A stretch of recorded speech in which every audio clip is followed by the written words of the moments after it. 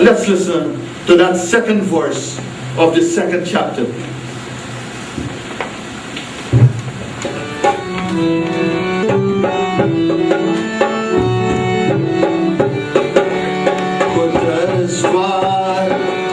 Kashmalamidam Vishame Samupastitam Anarya Jushtama Swargyam Akirti Karamarjuna.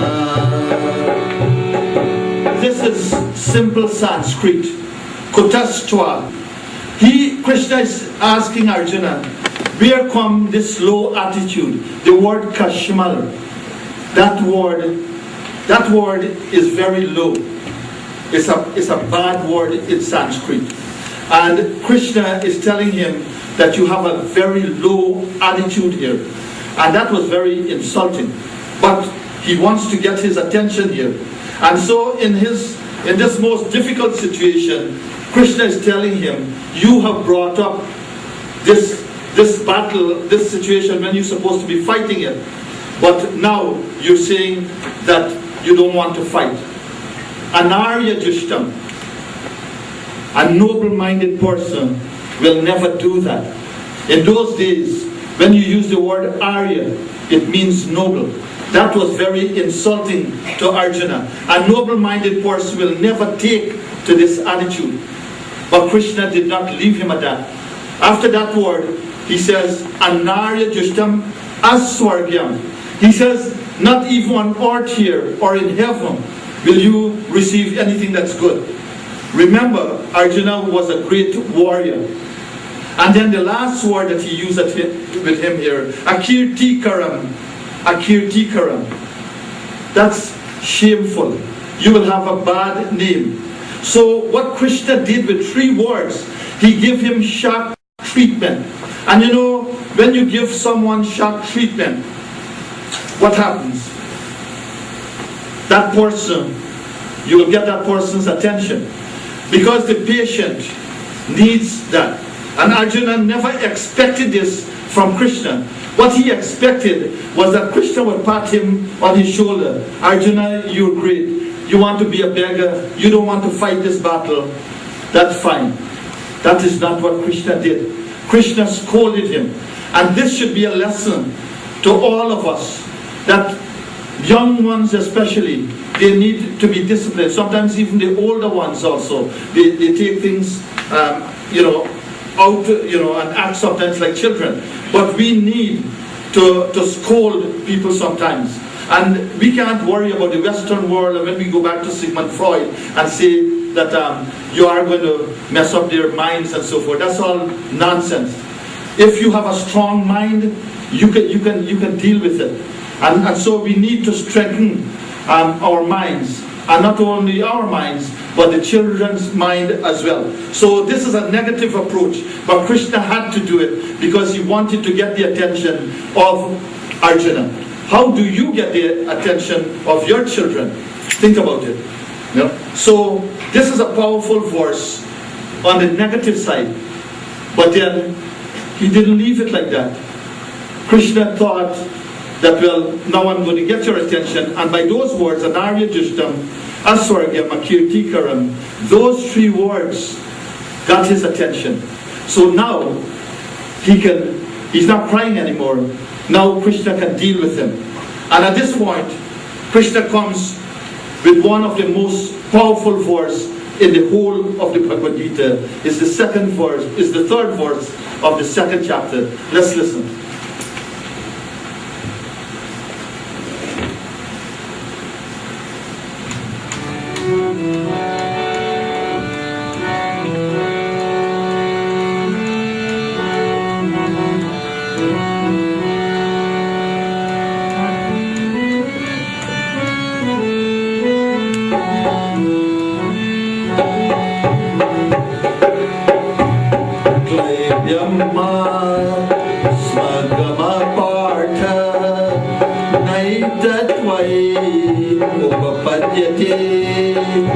Shudram Hridayadar Palyam Tyatvo Tishta Parantapa.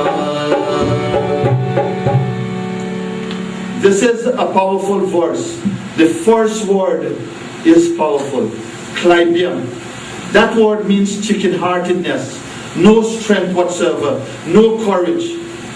Masma Gama Partha. Don't fall a prey, don't fall a victim, Arjuna, to this meanness, this chicken-heartedness, this klibium. Why? Naitatvai upapadyati. Because it doesn't befit you. You are not that, Arjuna. You are noble, you are good, you are pure. And so this is a positive approach now that Krishna is using on Arjuna here. So to me, this will bring the best out of a person. After you get that person's attention, then you move in the positive direction. It will help men and women, it will help children, in fact teachers, students, it will help everyone, this particular approach here. So this means you respect the person. He or she has forgotten his or her true nature and is doing something below his or her dignity. So this weakness here, this dejection, what is called a nervous breakdown that Krishna is trying to portray here, that is not Arjuna's true form. That is not our true form. Our true form is not nervous breakdown. Our true form is not weakness. Our true form is strength. And so there is a story. There was a principal of an engineering college in India. He was very well respected by the students and the teachers. And so this principal got a nervous breakdown and he remained in his home, and other people, they were running the college. One day one of his friends took him in his car and took him to the college and said, put him in the principal's seat and said, you sit in the seat here, you run this college. And after the friend left, he left also. But after 6 months, he went back. And this principal, he installed 2 more engineering colleges in India. And after about 6 months or so, he died. He passed away peacefully. Now, this story is telling us exactly the type of strength that we have within us. So with nervous breakdown, you become a nobody. Your self is not dead, but it's covered. You know, when we go to a psychiatrist, that psychiatrist puts us in a good position. But then, the concept here is that we are essentially divine. That is what Krishna is telling Arjuna here. This weakness that you experience is not your true form. So we can go to psychiatrists after psychiatrists, but I feel that we have everything within our power to deal with our problems. And this is what Krishna is telling Arjuna here. Now, you know, when Vivekananda was in America and he gave those lectures, after one of the question and answer session, they asked him, they said, Swami, aren't you preaching?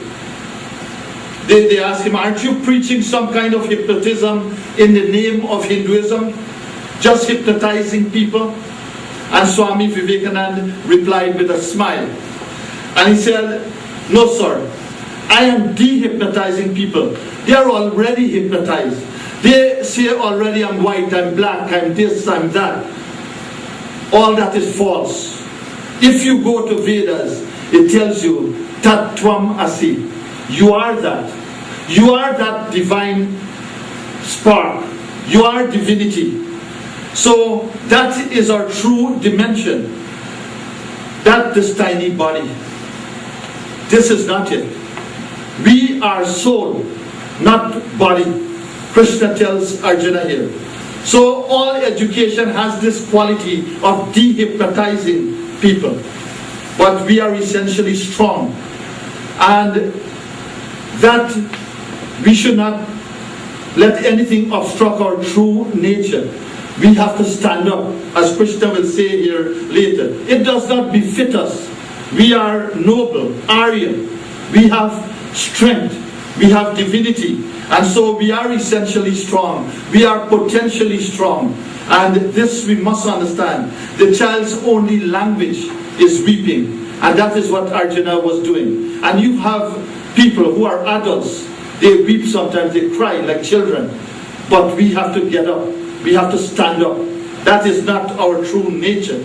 So this is a famous passage in Vivekananda's work, where he tried to get India to wake up. Now, we must capture the spirit, because this particular verse here, Swami Vivekananda said that this verse is the very embodiment of the Bhagavad Gita. And if we understand this particular verse, we understand the complete Gita. Now, Swami Vivekananda gave us a very good message in a little story that he said in one of his lectures in London. Swami Vivekananda, he used to travel throughout India as a wandering monk. And he was in Benares, India. And in that place, these monkeys are very fierce. And he was running away from these monkeys. And a sadhu, a holy man, shouted at him, "Babaji, stop running and face the brutes. Face the brutes." Vivekananda said this was wonderful teaching. Immediately he turned and he faced those monkeys. And he faced them fiercely. And they fled away. And he referred to this particular story in one of his lectures in England. Face the brutes. Face the brutes. If not, the brutes will get to you. Face your problems. Do not run away from them, is what Krishna is telling Arjuna. And when he speaks to Arjuna, he's speaking to all mankind. So we have such a noble nature here. Krishna is telling us that we have the courage. We have the nobility. He says here, Shudram Hridaya Daurbalyam Tyakto Tishta Parantapa. Arjuna was sitting down. He, as I said, was sunk in his chariot. That is not fighting. That is not standing up. These are powerful words. These are words that should waken us from our sleep. Krishna tells him here, stand up. And he's saying to all of us, we must stand up to our problem. Shudram Hridaya Daurbalyam, this weakness of the heart, this Shudram, this is very mean. Give it up, Arjuna. Stand up and face your problems. So Arjuna has been facing his difficulties. Arjuna has had a war to face. We do not have a war, my friends. We have the battle of life. And we need to face those problems and strengthen ourselves and know that within us we have it. We have everything within us to help us with our problems. My friends, in social relations, we can do two things to each other. We can destroy one's confidence, or we can increase that self-confidence. Mostly what we have done in this world, we have gone in a negative way, where we have lowered that person's self-confidence. We have to say yes to that person. Yes, you can. Yes, you can. We can. That is what Hinduism says. We have the ability, we have the capacity to do anything that we can do possible. So Krishna tells Arjuna here, stand up and face your problems. Don't become weak. Any type of weakness has no virtue about it. None whatsoever. Where there is no courage, there is no virtue. The word vira is a Sanskrit word. It has very deep meaning here. It means heroic persons. That is what we are. We are heroic people. And so Krishna is telling him here that do not run away.